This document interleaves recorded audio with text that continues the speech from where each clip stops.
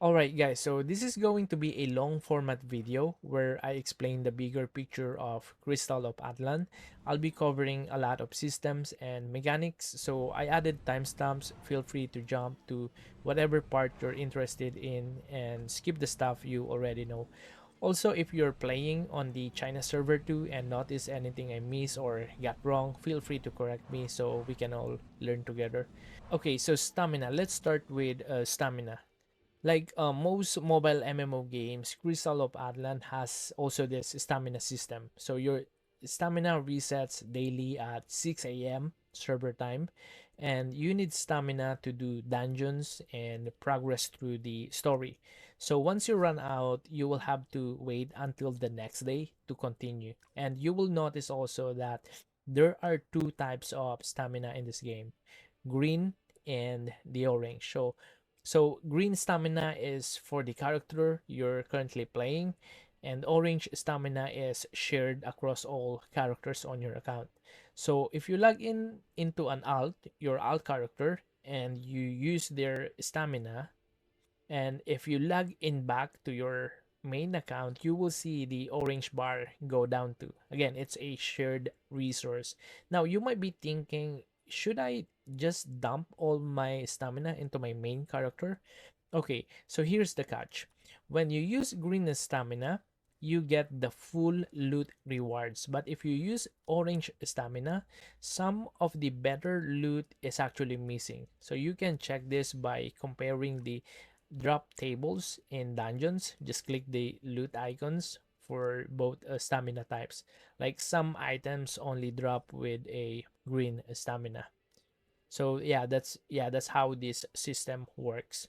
Yeah, well, for me in the global release, how I will personally spend stamina, I might use green stamina for both my main and alt characters, especially early on when loot is actually super valuable. And later in the game, I might start using orange. Yeah, that's just my plan for now. It might change once global launches. Okay, next up is dungeons. Okay, so here in the dungeons, you got your story dungeons. These are tied to your main quest, pretty straightforward. Then you have what players called elite dungeons. Basically, these are dungeons that are harder version of the story dungeons, and you can run them with a party. So early on, this will be your something like a go-to farming spot or go-to farming dungeons. Next, these are the void dungeons. So these require stamina and drop materials for crafting void gear. So void gear is important for building up your magic resistance, which magic resistance is actually what you need to access harder content. For example, like this one, this requires 1000 magic resistance, and this one is not just level 60, but you need 4500 magic resistance. And I'll go deeper into this magic resistance later, and also the crafting. I'll explain this later, but just know for now, magic resistance system exists in this game. And also for the dungeons, we have this abyss dungeons. So this need both stamina and a ticket, guys. So you need a ticket to enter here, and you can get tickets from your story dungeons or void dungeons. Specifically, you can collect this material, a kind of book in void dungeons, and combine this to make a book, or I mean to make a ticket that you can use for abyss dungeons. And here in Abyss Dungeons, it drops a high tier gear. And if you're lucky, you can get pink or better gear with magic resistance. That means you might be able to skip crafting certain void pieces. Like if you get pink boots here, then you can focus on crafting other things like gloves or armor instead in the void set. There's also a dungeon here that people call raids, and one of them is this, the magic chest. And these don't require stamina, only a ticket, and they do require a high magic resistance. So this is more of a late game dungeon. Okay, now let's talk about crafting.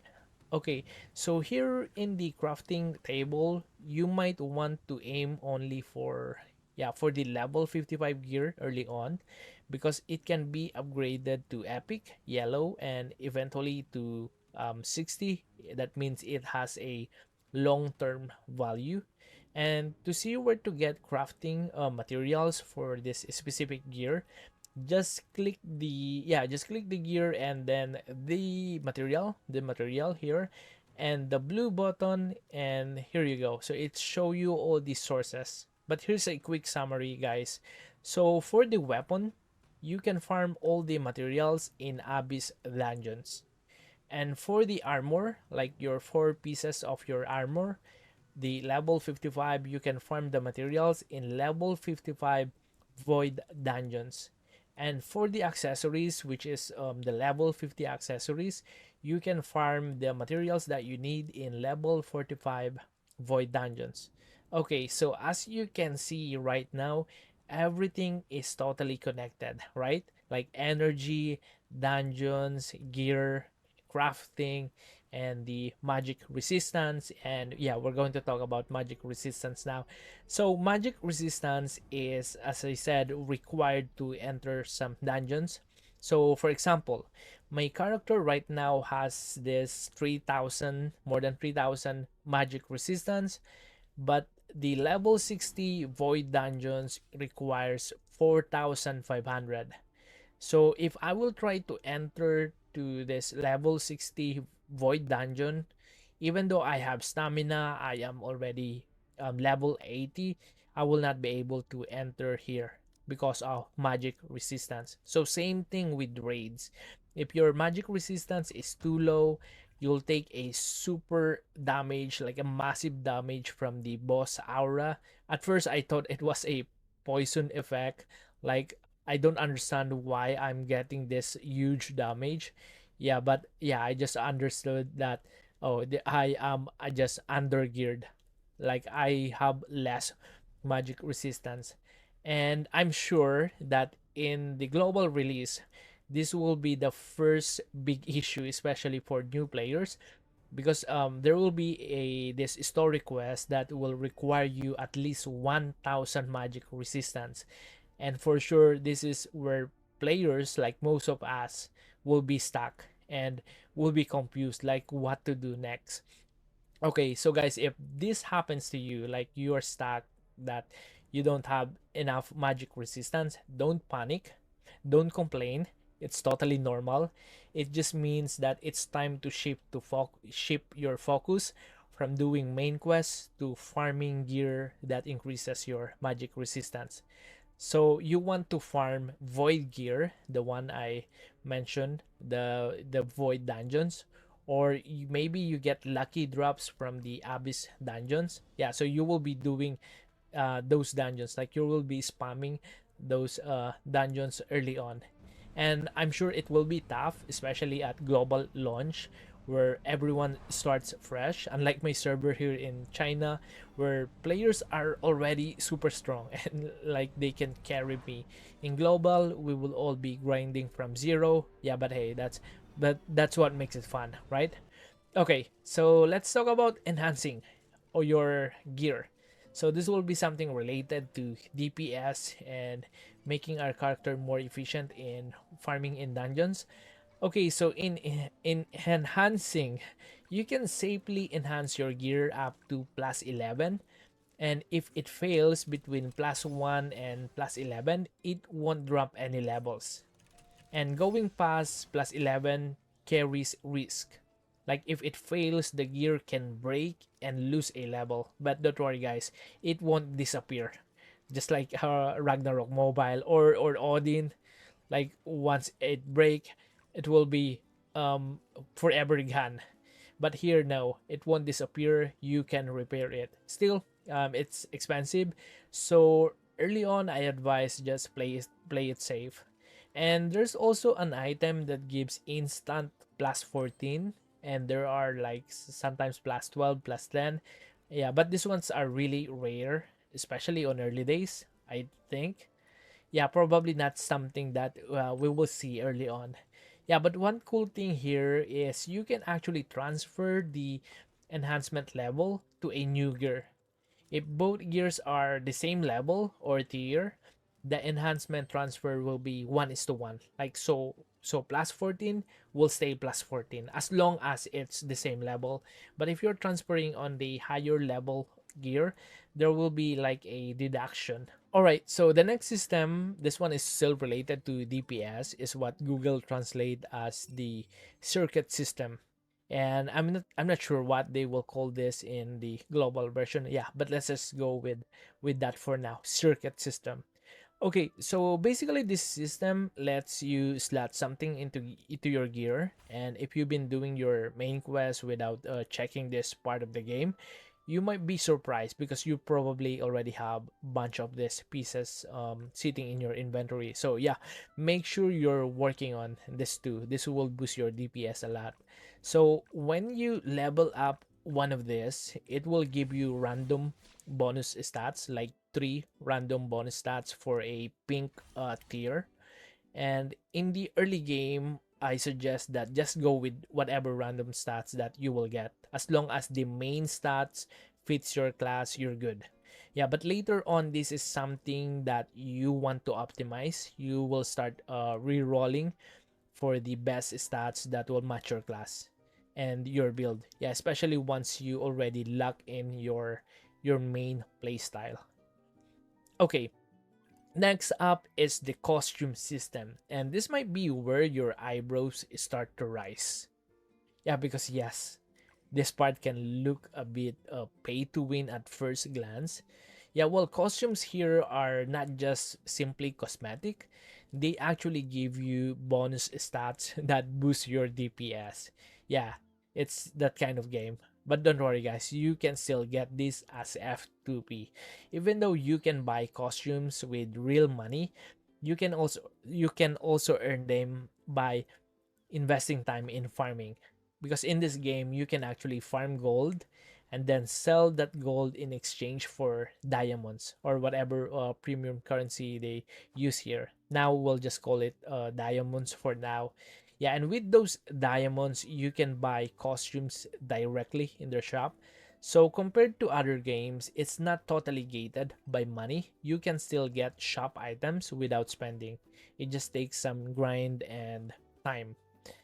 Okay, so speaking of gold and trading, let's talk about the market system. Yeah, as I said earlier, you can farm gold and sell it for diamonds, and vice versa.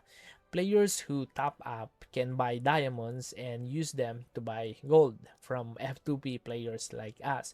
And the best part in this game, the gold is the main currency in the public market. Like whatever you saw here, it will be gold. Like when you open the shop, everything listed is in gold. So if you want to buy something from another player, you need gold. So that's really good. Now, the market system here is quite different from Ragnarok Mobile.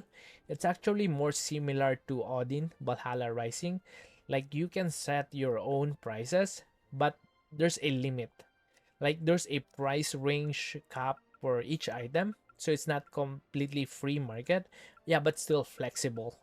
So if you're kind of player who enjoys the market system, and you know that this is how market system works, you probably already know how to take advantage of this one. Okay, so yeah, there are actually even more systems in the game. Like there's a gear slot system where you can insert special items to boost your DPS even more. And there's also a gear calibration system. Yeah, but to be honest, you probably don't want to mess with this one early on because you want to save your materials for later stage of the game. So yeah, I think that's enough for now. You don't need to learn everything on day one. Just focus on the basic systems I showed you, like energy, dungeons, crafting, resistance, market, and so on. So if you start with those, you'll be able to play this game smoothly and not get overwhelmed. And once the global version launches, I'll be uploading more videos and we'll finally have an English UI. So everything will be way easier to follow. Plus, we'll be on a fresh server, which is totally different from this China server I'm showing right now. This one's already progressed a lot, so it's easy to make gains. But in global, it might take weeks or even months before we really unlock and explore the deeper system. So if you want to stay updated and get real-time guides that match the fresh server experience, make sure that you are subscribed. All right, I'll see you in the next one. Peace.